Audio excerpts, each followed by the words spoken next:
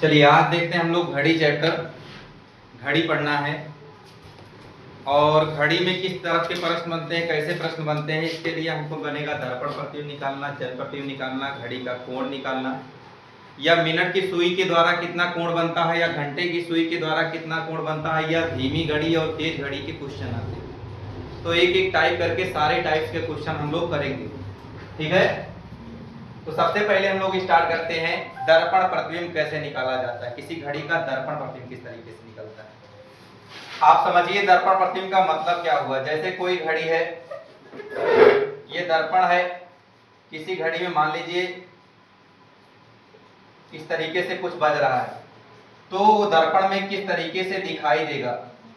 दर्पण में आपको पता है कुछ इस तरीके से दिखाई देगा, तो ये कितना बज रहा होगा वही बताना है। इस तरीके से दर्पण प्रतिबिंब निकाला जाता है। दर्पण प्रतिबिंब हमेशा इसके जस्ट सामने होता है, जबकि जल प्रतिबिंब की बात करें तो हमेशा दर्पण कहाँ रखा जाता है, नीचे रखा जाता है। जल जो होता है वो नीचे आपको प्रतिबिंब दिखाता है ना, तो जल प्रतिबिंब में हमेशा फिगर किधर बनता है, नीचे। तो इसका फिगर फिर ऐसे बनने लगता है इस तरीके से। तो अब कितना बचेगा, इसी के लिए दर्पण प्रतिबिंब और जल प्रतिबिंब निकालना होता है। और दर्पण प्रतिबिंब और जल प्रतिबिंब अगर हम लोग इस तरीके से निकालेंगे, हो सकता है गलत हो जाए, जैसे आपको कुछ मिनट इधर उधर हो सकता है। इसीलिए हम जो तरीका बताएंगे वो आपको फार्मूला मेथड बताएंगे कि जिससे आपका दर्पण प्रतिबिंब भी निकल जाए और जल प्रतिबिंब भी निकल आए। तो चलिए एक एक फार्मूला हम लोग सीखते हैं। दर्पण प्रतिबिंब किस तरीके से निकाला जाता है और जल प्रतिबिंब किस तरीके से निकाला जाता है। सबसे पहले बात करते हैं दर्पण प्रतिबिंब निकालने का, दर्पण प्रतिबिंब निकालने का। समझिएगा दर्पण प्रतिबिंब जब भी निकालना होगा तो जो भी आपको समय दिया रहेगा, जैसे देगा 2:45 या 12 बजे या कुछ ऐसे समय देगा, इसका दर्पण प्रतिबिंब कितना होगा। तो ऐसे क्वेश्चन में करना क्या होगा, क्वेश्चन को 12 में से या तो घटा दोगे और या तो 11:60 में से घटा दोगे, जो भी दिया रहेगा समय। 12 में से कब घटाएंगे, जब पूरा पूरा समय दिया होगा, जैसे 3 बज रहा हो, जैसे 4 बज रहा हो, इस तरीके से बजेगा। किसमें से घटाएंगे, 12 में से घटाएंगे। और उसके बाद जब ये कोई मिनट में वैल्यू अभी ये दिया होता 3:12, तो 00 में से 12 घटाना कठिन हो जाता। इसीलिए 1 घंटा इधर उधर चला आता है तो ये 60 मिनट बन जाता है, तो ये बचता है 11। इसी को ही 11:60 लिखा जाता है। और अगर इसको 11:60 आप कह दें, इसमें कैसे, कब इसको कब इसमें से घटाएंगे, जैसे दिया हो 3:10, जैसे दिया हो 3:15, जैसे दिया हो 3:20, तब किसमें से घटाएंगे, 11:60 में से घटाएंगे। जब पूरा पूरा समय दिया रहेगा, इतना बज रहा है, इतना बज रहा है, इतना बज रहा है, तो 12 में से, और जब पूरा पूरा समय नहीं दिया रहेगा तब 11:60 में से घटाएंगे। चलिए एक एक क्वेश्चन करके समझते हैं। तो क्वेश्चन नंबर 1 सबसे पहले देखते हैं। जैसे कहा है किसी घड़ी में 5 बज रहा है, किसी घड़ी में 5 बज रहा है, तो उसका दर्पण प्रतिबिंब कितना होगा, उसका दर्पण प्रतिबिंब कितना होगा, ठीक है। इस तरीके से क्वेश्चन दिया है। अब देखिए ये फॉर्मूला लगेगा, क्यों, क्योंकि पूरा पूरा समय बज रहा है। तो हम कहेंगे 12:00 में से कितना माइनस कर दें, 5 माइनस कर दें। तो 5 माइनस करेंगे तो 00, और 12 में से 5 गया 7। तो इसका मतलब दर्पण प्रतिबिंब कितना बजेगा, 7 बजेगा। अगर किसी घड़ी में 5 बज रहा होगा तो दर्पण में देखेंगे वो कितना बजते हुए दिखाई देगा, 7 बजते हुए दिखाई देगा। नेक्स्ट क्वेश्चन और देख लेते हैं इसी तरह से। अगर किसी घड़ी में, सेकंड क्वेश्चन कह रहा है, अगर किसी घड़ी में 7 बज रहा हो तो उसका दर्पण प्रतिबिंब कितना होगा। किसी घड़ी में 7 बज रहा हो तो उसका दर्पण प्रतिबिंब कितना होगा। कहोगे सर 12 में से अभी भी घटाएंगे, तो 12 में से घटा दो, तो आपने देखा जैसे ही 7 घटाया तुरंत आ गया 5। तो ये कह सकते हो, एक चीज और आप लोगों को मिला क्या, अगर आपको दर्पण प्रतिबिंब दिया हो और वास्तविक प्रतिबिंब पूछ ले, तब भी आपको यही फार्मूला यूज करना है। जैसे देखा हम लोगों ने, जब दर्पण प्रतिबिंब 5 का दर्पण प्रतिबिंब निकाला तो 7 आया, और फिर क्वेश्चन में दे दिया 7 का 7 बज रहा था तो दर्पण प्रतिबिंब कितना आया, 5 आया। जस्ट एक दूसरे का अपोजिट आया कि नहीं, दैट मीन्स अगर आपसे दर्पण प्रतिबिंब से वास्तविक प्रतिबिंब पूछेगा तब भी आपको यही फॉर्मूला लगाना है, और वास्तविक प्रतिबिंब से दर्पण प्रतिबिंब पूछेगा तब भी यही फॉर्मूला लगाना है। क्लियर हुआ? दोनों फॉर्मूला एक ही रहेंगे, चाहे दर्पण से वास्तविक पूछे चाहे वास्तविक से दर्पण पूछे, दोनों में एक ही फॉर्मूला का यूज करना है। क्लियर? अब देखिए इसी क्वेश्चन में आपसे अब क्वेश्चन 3rd नंबर पूछ लेगा, बताइए किसी घड़ी में 5:15 हो रहा है तो उसका दर्पण प्रतिबिंब कितना होगा। किसी घड़ी में 5:15 हो रहा है तो उसका दर्पण प्रतिबिंब कितना होगा। अब आपको बताए थे अब 12 में से नहीं घटेगा, अब घटेगा किसमें से? 11:60 में से घटेगा। तो चलिए इसको 11:60 से घटाते हैं। अगर 11:60 से इसको माइनस करेंगे 11:60 से, इसको माइनस करेंगे 5:15 को, जरा बताइए 60 में से 15 गया कितना बचेगा? 45 बचेगा। और 11 में से 5 गया कितना बचेगा? 6। तो कितना दिखाई देगा दर्पण में? 6:45।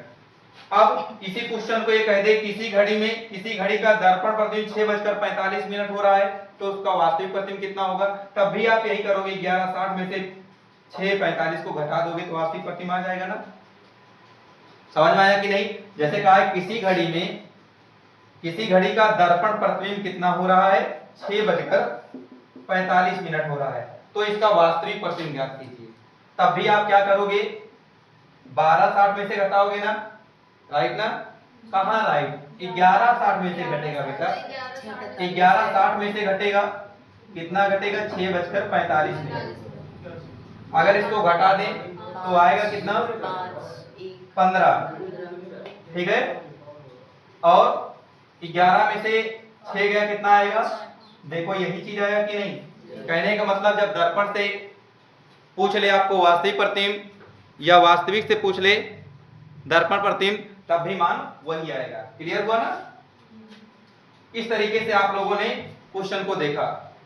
अब आप लोगों से क्वेश्चन इसी को और एडवांस बनाएगा। जैसे एक क्वेश्चन आपसे पूछ लिया गया, किसी घड़ी में 3:10 हो रहा है तो उसका दर्पण प्रतिबिंब बताइए कितना होगा। चौथा क्वेश्चन आपसे ये पूछ लिया, किसी घड़ी में 3:10 हो रहा है तो उसका दर्पण प्रतिबिंब कितना होगा।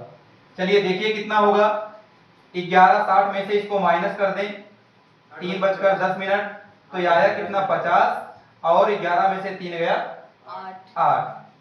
तो आएगा कितना? दर्पण प्रतिबिंब कितना आ गया? 8:50 आ गया।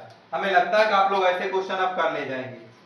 तो एक क्वेश्चन और करते हैं, किसी घड़ी में 11:55 हो रहा है। कितना टाइम हो रहा है? 11:55 हो रहा है। तो इसका पूछा है दर्पण प्रतिबिंब कितना होगा। तो कितने से घटाना है आपको? 12। 11 कितने में से? 11:60 में से घटाना है 11:55 को। जरा बताइए 11:55 अगर माइनस करेंगे तो 60 में से 55 गया कितना आएगा? 0.5। और 11 में से 11 गया 0.0। अब किसी घड़ी में अगर 0.0 बजकर 0.5 होता है इसका मतलब कितना बजता है? 12:05 होता है।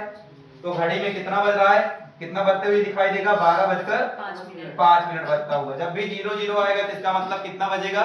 12 बजेगा। क्लियर हुआ कि नहीं? ओके। तो इस तरीके से भी दर्पण के क्वेश्चन बनते हैं।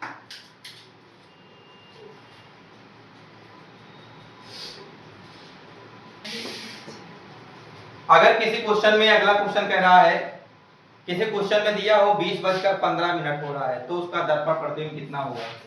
क्वेश्चन क्या दे दिया? 20:15 हो रहा है तो उसका दर्पण प्रतिबिंब कितना होगा। आपको पता है घटाना कितने में से है? 11:60 में से घटाना है। आप कहोगे अगर हम 20 यहाँ लिख देंगे नीचे तो घटेगा ही नहीं, लेकिन 20 को हम और कुछ भी लिख सकते हैं। क्या लिख सकते हैं? 8:15 लिख सकते हैं। क्लियर? कैसे निकला ये 8:15? जब आपको 12 से बड़ा मान दे तो हमेशा 12 इसी में से घटा दिया करो, पूरा 12। तो 20:15 में अगर पूरा 12 से बड़ा मान था 20 इसीलिए घटा रहे हैं, घटा देंगे तो कितना आ जाएगा? ये आ जाएगा 15 और 20 में से 12 गया 8, यानी कि इसको क्या लिख सकते हैं? 20:15 को 8:15 8:15 ही लिख सकते हैं। 8:15 लिख दिए। अब तो घट सकता है दर्पण प्रतिबिंब निकालने के लिए 11:60 में से घटाते हैं, 8:15 घट गया, तो इसको घटाएंगे तो आएगा 45, और इसको 11 में से 8 गया तो 3 आएगा, तो आंसर क्या हो जाएगा 3:45 हो जाएगा। इस तरीके से ऐसे भी क्वेश्चन पूछे जाते हैं आपसे, ठीक है।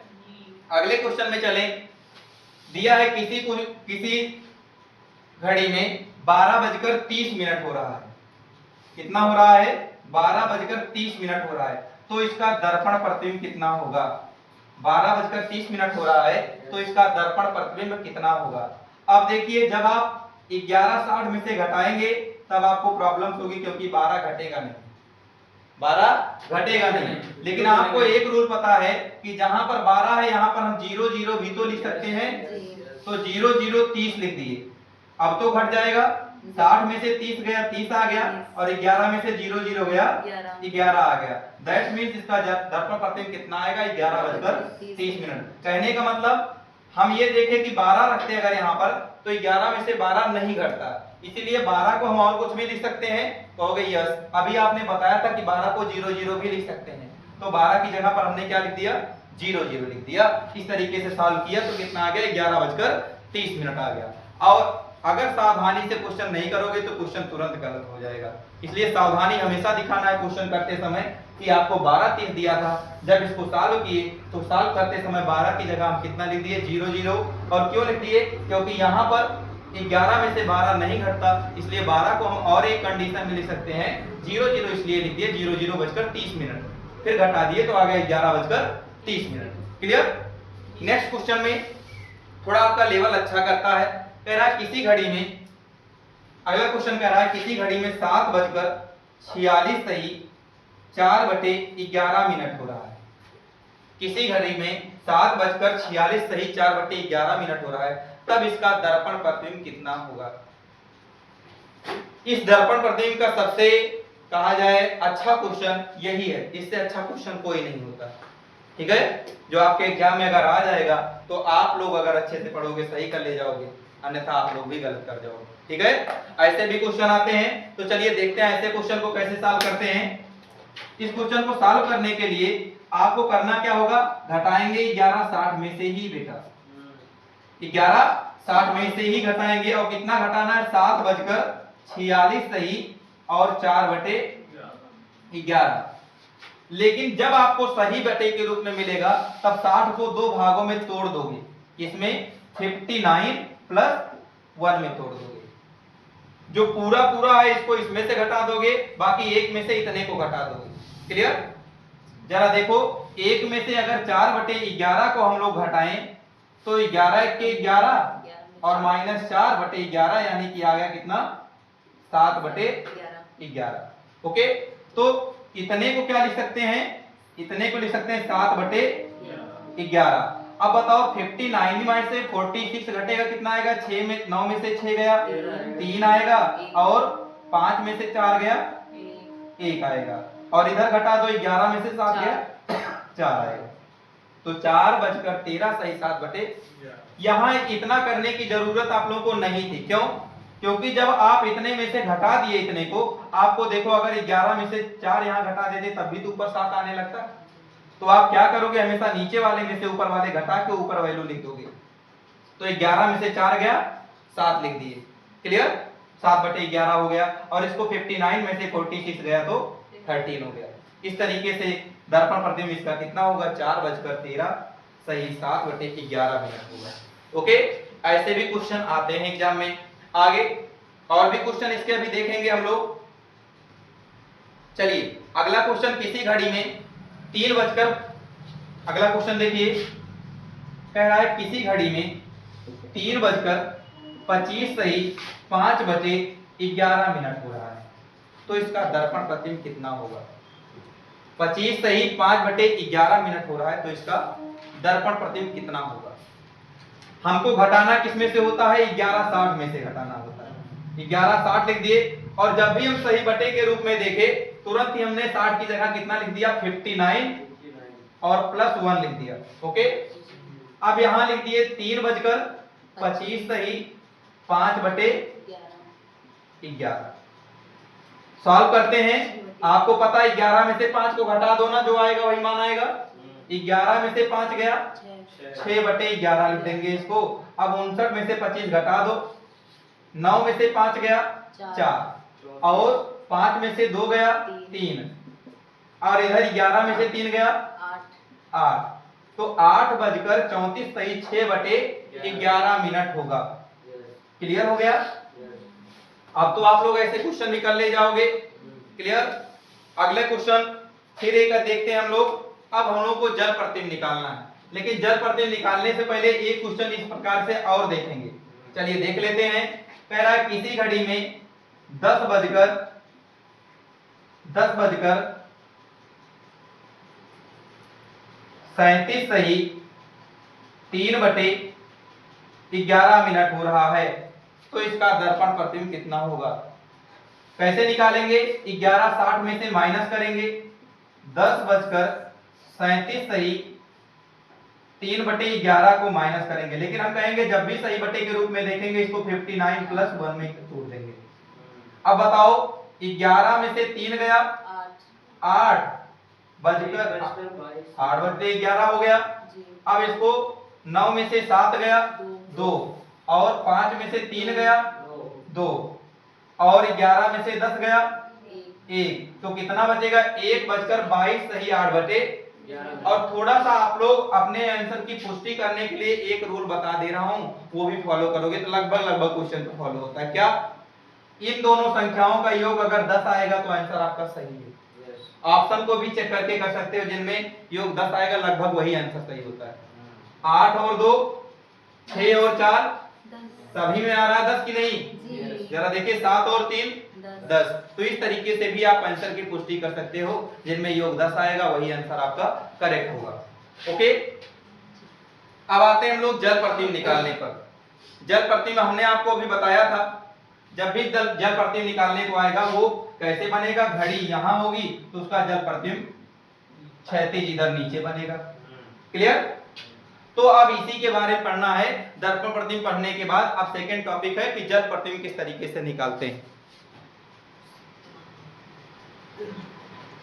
आप देखिए, हम लोगों को देखना है क्या कि किस तरीके से हम लोग जल प्रतिबिंब निकालते हैं।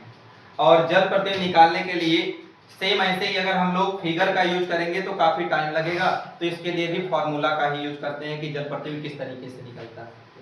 और इसके लिए दो फार्मूला का यूज करेंगे। एक दिया गया जो घड़ी का समय होगा वो 18:30 में से घटता है और दूसरा समय जो होगा वो 17:90 में से घटाया जाता है।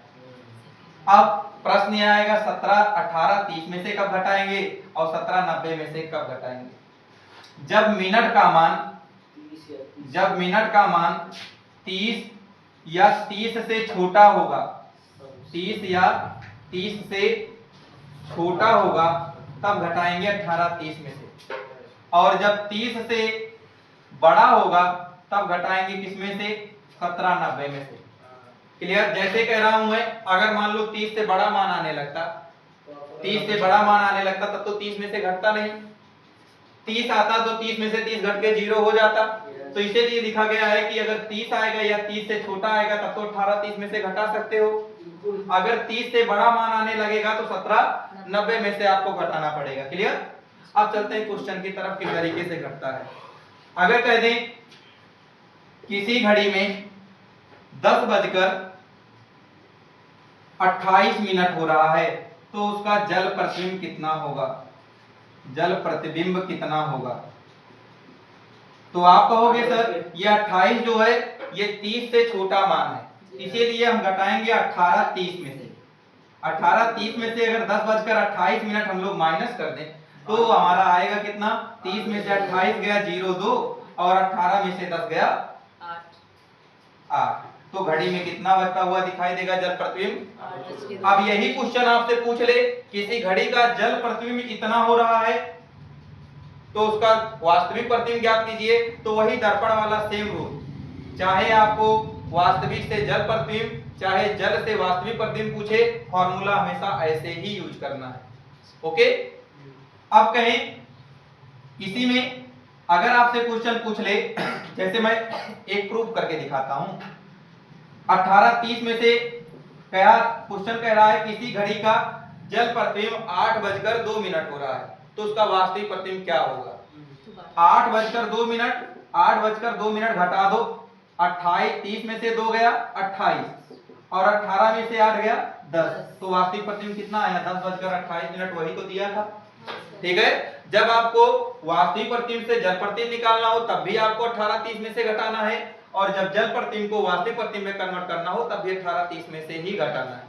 ठीक है, सेकंड, इसी में अगर और एक क्वेश्चन कहें किसी घड़ी में 18 बजकर, सेकंड क्वेश्चन, किसी घड़ी में 18:30 हो रहा है, किसी घड़ी में कितना बज रहा है? 18:30 हो रहा है, तो उसका जल प्रतिबिंब कितना होगा? तो उसका जल प्रतिबिंब कितना होगा? आप घटाएंगे 30 देखने के बाद हमको पता चल गया कितने में से घटाएंगे? 12 में से घटाएंगे, 12 में से घटाएंगे, 18, 30 में से घटाएंगे, तो 18, 30 में से कितना घटेगा? 18, 30 घटेगा, तो आया कितना? 0, 0, 0, 0। जब घड़ी में ऐसा दिखाई देता है इसका मतलब कितना बचता है? करेक्ट 12 बचता है ना, चाहे ऐसे लिखो चाहे इसको लिख दो 12। ठीक है, तो घड़ी में कितना बचता हुआ दिखाई देगा? 12 बचता हुआ दिखाई देगा। क्लियर हुआ ना? इस तरीके से आप ऐसे भी निकाल सकते हो। अब इसी क्वेश्चन को थोड़ा अच्छा करते हैं। सेकंड आप लोगों से क्वेश्चन क्या पूछता है? 1790 वाला का फार्मूला लगेगा अगर प्रश्न आएगा। जैसे दे दिया किसी घड़ी में 8:45 हो रहा है, 8:45 हो रहा है, तो उसका जल प्रतिबिंब कितना होगा? तो हम घटाएंगे 1790 में से। इस बार क्यों घटाएंगे? क्योंकि जो मिनट का मान है वो 30 से बड़ा है, तो 1790 में से 8:45 अगर हम माइनस कर दें तो आएगा कितना? 90 में से 45 गया तो 45 बचेगा, और 17 में से 8 गया 9 बचेगा, तो कितना आ गया जल प्रतिबिंब? जल प्रतिबिंब आ गया 9:45। तो इस तरीके से आप लोगों ने इसको भी निकाल लिया। चलो, इसी क्वेश्चन में कह दिया किसी घड़ी में 18:45 हो रहा है, किसी घड़ी में 18:45 हो रहा है, तो इसका जल प्रतिबिंब कितना होगा? कहोगे सर घटेगा किस में से? ये 45 है तो ये 1790 में से घटेगा, 1790 में से घटेगा। चलो 45 तो घटा ले जाओगे, लेकिन क्या 18 घटा सकते हो 17 में से? इसीलिए आपको बताए थे जब भी 12 से बड़ा मान हो और घट नहीं रहा हो तो 12 इसी में से माइनस कर सकते हैं, मतलब 18 को और क्या लिख सकते हैं? 6 लिख सकते हैं, या हम कहें 18:45 में से किसको माइनस करना पड़ेगा? 12 बजे को। तो ये तो 45 का 45 आएगा, 18 में से 12 गया 6 आएगा कि नहीं आएगा? तो 18:45 को हम 6:45 भी तो लिख सकते हैं, तो इसको क्या लिख देंगे? 6:45, इसको माइनस कर देंगे। 90 में से 45 गया 45 आएगा, और 17 में से 9 गया, 17 में से 6 गया 11 आएगा, 11:45 हो जाएगा इसका जल प्रतिबिंब। क्लियर हुआ कि नहीं? इस तरीके से आपको क्वेश्चन देके घबराना नहीं है। जब आपको 12 से बड़ा मान दिया हो और ऊपर वाले में से ना घट रहा हो तो उसको क्या करोगे? 12 बजा दोगे, 12 बजे में घटा दोगे तो आपका दूसरा वाला मान आ जाएगा। जैसे 18:45 को हम ये भी तो कहते हैं 6:45, तो 6:45, इसीलिए हम उसमें से घटा दिए। क्लियर? ओके बेटा, अगला क्वेश्चन कह रहा है कि किसी घड़ी में 1:30 हो रहा है, किसी घड़ी में कितना बज रहा है? 1:30 हो रहा है, तो उसका जल प्रतिबिंब कितना होगा? तो जल प्रतिबिंब निकालने के लिए अब बताइए 30 है तो किससे घटाएंगे? 30 से घटाएंगे इस बार। तो 1:30 को अगर 30 में से 30 गया तो 0, 0 हो गया, और 18 में से 1 गया तो 17, तो कितना बचेगा? 17 बचेगा। हो सकता है आंसर में 17 दिया हो आंसर, और हो सकता है इसी को 12 से कम में मान दिया हो। अगर 12 से कम में दिया होगा तो इसको क्या कर दोगे? 12 इसी में से घटा दोगे, और 12 घटाओगे कितना आएगा? तो हम तो ये भी जानते हैं 7, 17 कहीं घड़ी बज रहा होगा तो उसको 5 भी कहते हैं, 5 बज रहा है तो उसको कहेंगे 5 बज रहा है। या तो आंसर दिया होगा 5 या तो आंसर दिया होगा 17, दोनों में से कुछ भी आंसर दे सकता है। क्लियर? आंसर नहीं दिया होगा तब ये करेंगे। हाँ बेटा, जब नहीं दिया होगा। ठीक है, अब अगले क्वेश्चन की तरफ चलते हैं। कह रहा है किसी घड़ी में जो आप लोगों को स्टैंडर्ड क्वेश्चन की तरफ ले चलता है।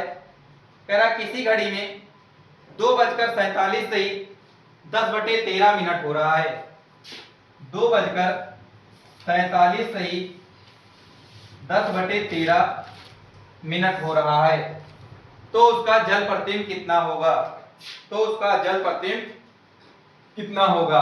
सेम रूल अपनाना है। मान किससे ज्यादा है? ये किससे मान ज्यादा है? 30 से मान ज्यादा है। तो हम घटाएंगे किसमें से? 17 90 में से। और जब सही बटे के रूप में होता है तो 90 को हम लोग तोड़ देंगे 89 + 1 में तोड़ देंगे। तो ये हो गया 89 + 1। अब इसको घटाओ 2:47 + 10/13। ठीक है, इसको माइनस करना है तो 13 में से 10 गया 3/13 लिख देंगे। ओके, और अब इसमें से घटाना है 89 - 47, 9 - 7 करेंगे तो कितना आएगा? 2। और 8 - 4 करेंगे तो 4, और 17 - 2 करेंगे तो 15। तो घड़ी जल प्रतिबिंब कितना होगा? 15:42 सही 3/13। हो सकता है 15 की जगह दिया हो 3:12, 3 15 होता है ना। हो सकता है घड़ी दिया हो 3:42 सही 3/13। अब देखो, जो आप लोगों को एक लॉ बताए थे, इन दोनों का योग 10 के बराबर होता है। तो सब जगह फॉलो नहीं होता है। यहाँ पे देखिए क्या 10 के बराबर आ रहा है? नहीं आ रहा है। तो ज्यादातर क्वेश्चन में तो फॉलो होगा, लेकिन ये नहीं कह सकते हैं कि सारे क्वेश्चन में ये फॉलो होगा। तो आपको समझ में आया ये क्वेश्चन जल प्रतिबिंब निकालने का? फिर से एक बार देख लीजिए। 2:47 सही 10/13 का मान कैसे निकाले? हमने बताया था जब सही बटे के रूप में होगा तो इसको 1 में तोड़ देना। 90 लिखते हैं, 90 की जगह 89 + 1 लिख दिए। यहाँ 2:47 मिनट हो गया और प्लस 10/13 हो गया, क्योंकि 10/13 दिया था। आप अगर 1 में से 10/13 घटाते तब भी आपका मान 13 के 13 - 10/13 तो आता कितना? 13 में से 10 गया 3, 3/13 तब भी आता ना। तो हम यहाँ 13 में से 10 घटा दिए तब भी 3/13 आ गया। अब इसको 89 - 47 के 42 आ गया, और 17 - 2 किए तो 15 आ गया। इस प्रकार से ये प्रश्न सॉल्व हो गया। ठीक है, ये ऐसे भी क्वेश्चन आते हैं। अगला एक क्वेश्चन लगाते हैं। कह रहा किसी घड़ी में 7:46 सही 4/11 मिनट हो रहा है। क्वेश्चन दिया है किसी घड़ी में 7:46 सही 4/11 मिनट हो रहा है। तो उसका जल प्रतिबिंब कितना होगा? हाँ बेटा, एक बात और ध्यान रखना। इस क्वेश्चन को लगाने से पहले एक पॉइंट हम बताना चाहते हैं जल प्रतिबिंब के बारे में। क्वेश्चन में आपको गुमराह करने के लिए थोड़ा सा घुमा सकते हैं। क्या कहेंगे? कोई घड़ी उल्टा रखा गया है दर्पण के सामने, तो बताइए उसका प्रतिबिंब फिगर कितना होगा, कितना बजेगा? तो जब घड़ी को उल्टा रखा जाएगा, भले ही दर्पण के सामने रखा होगा, तो हमेशा उसका प्रतिबिंब जल की जैसा बनता है। सीधा घड़ी का तो दर्पण के सामने आपने देखा था 12:30 और 11:60 में से घटा रहे थे, 12 और 11:60 में से घटा रहे थे। लेकिन अगर घड़ी को उल्टा करके दर्पण के सामने रख देंगे तो हमेशा वो फिगर कैसा बनाएगा? जल जैसा बनाएगा। ओके, याद रखना, जब भी घड़ी को उल्टा करके रखा गया होगा तो उसका फिगर हमेशा जल जैसा बनता है। ठीक है, इस पॉइंट को नोट रखना हमेशा आप लोग। ये गुमराह करने के लिए कहोगे सर दर्पण शब्द यूज हुआ है तो दर्पण वाला फार्मूला लगा दें। जब भी उल्टा होगा, घड़ी भले ही दर्पण के सामने है, तो उसका फिगर हमेशा जल जैसा बनेगा। ठीक है, अब देखिए इस क्वेश्चन को, किसी घड़ी में 7:46 सही 4/11 मिनट हो रहा है। या क्वेश्चन इसी को ऐसे लिख देता आप लोग, जैसे अभी मैं जो बताया। कह देता किसी घड़ी को दर्पण के सामने उल्टा रखा गया है, तो उस घड़ी में 7:46 सही 4/11 मिनट हो रहा है। तो उसका प्रतिबिंब कितना बजेगा? प्रतिबिंब में कितना बजेगा? अब आपको दर्पण देखते शब्द आपने कहते कि इसको घटाना किसमें से है? 11:60 में से घटाना है। लेकिन वो घड़ी आप लोगों ने देखा, दर्पण शब्द देख के ये सोचते, लेकिन घड़ी कैसे रखी है? उल्टी रखी है। और जब घड़ी उल्टी रखी रहेगी तो हमेशा फिगर कैसा बनाएगा? जल जैसा बनाएगा। इसलिए इसमें फार्मूला कौन सा लगाएंगे? जल वाला फार्मूला लगाएंगे। ठीक है, हो सकता है क्वेश्चन तो डायरेक्ट आपसे पूछ ले इसका जल प्रतिबिंब कितना होगा, और हो सकता है आपको गुमराह करने के लिए जल शब्द ही यूज ना करे, केवल घड़ी को उल्टा रख दिया और सामने दर्पण कर दिया। तो आपको ये डिटरमाइन करना है कि उसका फिगर हमेशा कैसा बनेगा? जल जैसा बनेगा। क्लियर? तो अब चलिए इस क्वेश्चन को सॉल्व करते हैं। 30 से बड़ा मान है तो किससे घटेगा ये 17 90 में से। 90 को हमने बताया था किसमें तोड़ना है 89 प्लस 1 में तोड़ना है।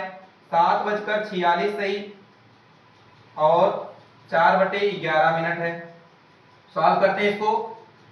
देखो 11 में से 4 घटा देना तो आएगा 7:11। इसको घटाओ 9 में से 6 गया 3 और 8 में से 4 गया 4 और 17 में से 7 गया 10। तो कितना जल प्रतिबिंब बनेगा 10:43 सही 7/11। जरा देखिए इसमें आ गया 7 और 3 10 आ गया ना। तो सारे में तो नहीं लेकिन ज्यादातर में ये रूल आपका फॉलो होगा। क्लियर हुआ ना। इसमें अब कोई प्रॉब्लम आप लोगों को कर ले जाओगे। अगला टाइप है घड़ी की घंटी की सुई और मिनट की सुई के बीच बनने वाला कोण ज्ञात करना। ठीक है, इसे हम लोग कल पढ़ेंगे। आज हम लोग 2 टाइप पढ़ लिए। कल की क्लास में हम लोग घंटे की सुई और मिनट की सुई के द्वारा कोण बनना ज्ञात करेंगे और 2 सुइयों के बीच बनना कोण ज्ञात करेंगे और कोण दिया रहेगा उससे समय ज्ञात करना ज्ञात करेंगे कि ये कोण कब कब बनेगा। ठीक है, इस तरीके से घड़ी चैप्टर को कल हम लोग कंप्लीट कर लेंगे। ओके, तो आज के लिए बस इतना ही। Thank you.